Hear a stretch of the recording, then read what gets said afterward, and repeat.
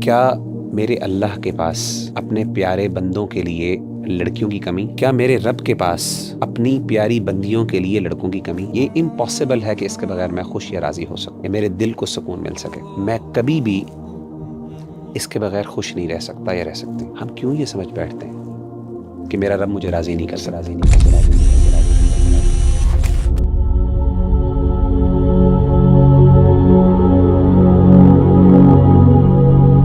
وغیرہ بھائی ہمارے نوجوانوں کو اکثر عشق ہو جاتا ہے اور اس عشق کے اندر وہ اتنے مبتلا ہوتے ہیں کہ وہ سمجھ بیٹھتے ہیں کہ اب ان سے ہی جن سے ان سے عشق ہو گیا ہے ان سے ان کا نکاح ہوگا، اور کافی جد و جہد کے بعد بھی اگر ان کو عشق نہیں مل رہا، وہ پیار نہیں مل رہا جس میں وہ ایٹ دی اینڈ نکاح نہیں ہو رہا اس کا، اور نکاح نہیں ہوتا اکثر، تو جب اس کے بعد ایک درد اور تکلیف انسان گزرتا ہے، بڑی مشکلات بھی اس میں آتی ہیں اور انسان کی زندگی کا تصور بھی چینج ہو جاتا ہے۔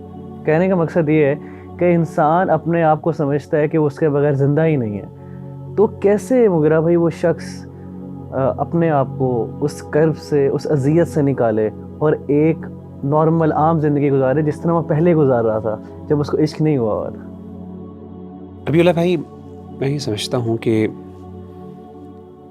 یہ جو محبت تو انسان کے بعض اوقات اختیار میں نہیں ہوتی اور ہو بھی جاتی ہے، لیکن اس کے بغیر زندہ نہ رہنے کا جو تصور ہے وہ اس کے پیچھے ایک سوچ ہے، اور وہ سوچ یہ ہے کہ میں کبھی بھی اس کے بغیر خوش نہیں رہ سکتا یا رہ سکتی۔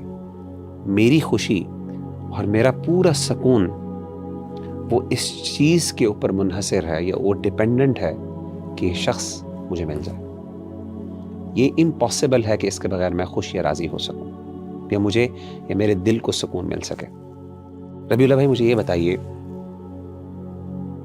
کیا میرے اللہ کے پاس اپنے پیارے بندوں کے لیے لڑکیوں کی کمی؟ بالکل نہیں۔ ایک اور چیز میں آپ سے سوال پوچھتا ہوں، کیا میرے رب کے پاس اپنی پیاری بندیوں کے لیے لڑکوں کی کمی؟ ہم کیوں یہ سمجھ بیٹھتے ہیں کہ میرا رب مجھے راضی نہیں کر سکتا؟ میں کیوں یہ سمجھ بیٹھتا ہوں کہ میرا رب مجھے خوش نہیں کر سکتا؟ میری کیوں خوشی اسی شخص کے ساتھ معلق ہے؟ میں آپ کو ایک واقعہ بیان کرتا ہوں، ایک محبت کی کہانی چھوٹی سی آپ کے گوش گزار کر دیتا ہوں۔ حضرت ام سلمہ رضی اللہ تعالی عنہ کو اپنے شوہر ابو سلمہ سے بہت محبت تھی۔ ابو سلمہ کو احد کے دن چوٹ لگی، زخم لگا، اور اس کے بعد وہ اللہ تعالیٰ کو پیارے ہو گئے کچھ دیر بیماری کے بعد۔ تو اللہ کے رسول صلی اللہ علیہ وسلم ان کی عیادت کرنے آیا کرتے تھے، اور جب اللہ کے رسول صلی اللہ علیہ وسلم کو یہ پتہ چلا کہ ابو سلمہ دنیا سے رخصت ہو گئے ہیں، تو آپ نے حضرت ام سلمہ کو ایک دعا سکھائی اور کہا، آپ یہ کہیں انا للہ و انا الیہ راجعون، کہ ہم سب اللہ کے ہیں اور اسی کی طرف ہم نے لوٹ کے جانا ہے، اور ساتھ یہ بھی کہ اللہم اجرنی فی مصیبتی واخلف لی خیرا منہا، کہ اللہ جو مجھ پہ تکلیف آئی ہے تیری طرف سے، اس تکلیف کو رائگاں نہ جانے دینا۔ کیا مطلب ہے؟ کہ اس تکلیف کے بدلے مجھے کچھ نہ کچھ اجر ضرور دینا، یعنی یہ ضائع نہ ہو جائے، یہ نہ ہو کہ بس یہ ہو گئی، میرا دل ٹوٹ گیا، یا جو بھی میرے ساتھ معاملہ ہوا وہ میری غلطی تھی نہیں تھی ایک علیحدہ بات، لیکن اللہ یہ تکلیف جو ہے یہ میرے اوپر آزمائش ہے، میں اس پہ صبر کرتی ہوں یا کرتا ہوں، اللہ اس کو رائگاں نہ جانے دینا۔ واخلف لی خیرا منہ، اور اللہ مجھے اس سے بہتر عطا کر۔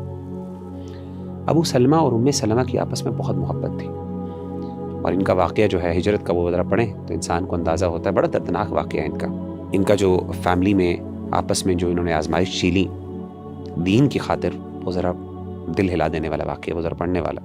تو حضرت ام سلمہ کہتی ہیں کہ میں یہ سوچا کرتی تھی، یہ دعا تو میں نے پڑھ لی کہ اللہ مجھے اس سے بہتر عطا کرے، کہتی مجھے یہ سمجھ نہیں آتی تھی، یعنی میرے دل میں جو ابو سلمہ کے لیے محبت تھی وہ کون شخص لے سکتا ہے؟ کہتے مجھے یہ بات ہضم نہیں ہوتی تھی، مجھے سمجھ نہیں آتی تھی کہ کون ابو سلمہ سے میرے لیے بہتر ہو سکتا ہے۔ انسان بھی یہ سمجھتا ہے محبت اور عشق میں کہ اس بندے کی جگہ کون لے سکتا ہے، اس سے بہتر کون ہو سکتا ہے، اصل میں یہی سوال ہے۔ تو کہتے لیکن میں پھر بھی اس پر اعتماد کرتے ہوئے، توکل کرتے ہوئے دعا پڑھ لیتی، اللہ مجھے بہتر عطا کر۔ میرے نبی نے کہا کہ مجھے بہتر مل سکتا، میرا رب کہتا ہے کہ تجھے بہتر مل سکتا۔ مختلف رشتے آئے، سیدنا ابو بکر کے آئے، بڑے لوگوں کے رشتے آئے، سبحان اللہ، نہیں مطمئن ہوئی، یہاں تک کہ اللہ کے رسول صلی اللہ علیہ وسلم کا رشتہ آ گیا۔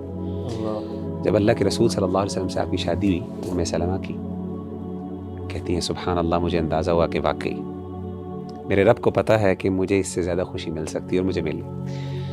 تو اصل بات یہ ہے کہ یہ جو سمجھنا کہ میرا رب مجھے راضی نہیں کر سکتا، میں سمجھتا ہوں کہ یہ ہم نے اللہ کی محبت کو اور اللہ تعالیٰ کی قدرت کو پھر سمجھا ہی نہیں۔ انسان کو دعا کرنی چاہیے، جیسے استخارے کے آخر میں آتا ہے نا، اللہم رضنی بہ، اللہ فیصلہ تو کر لے، میں تیرے اختیار میں دے دیتا ہوں یا دے دیتی ہوں، لیکن اللہ پھر میرے دل کو بھی ٹھنڈا کر، میرے دل کو راضی کر دے۔ تو یہ اللہ سے دعا مانگنی چاہیے، انشاءاللہ اللہ تعالیٰ بہتر عطا کر دے گا۔ اللہ پہ ٹرسٹ کرے انسان۔